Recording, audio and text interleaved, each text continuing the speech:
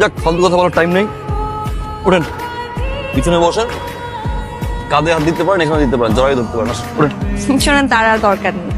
আমার হবু husband already একটা প্রাইভেট কার আছে, যেটা দিয়ে এখন থেকে আমি যেখানেই যাব সেখানে সে নিয়ে যাবে এবং আমার জন্য ওয়েট করবে। আমার কাজ যখন শেষ হবে তখন সেখান থেকে আমাকে সুন্দর মতো আমার বাসায় এনে আমাকে পৌঁছায় দিবে।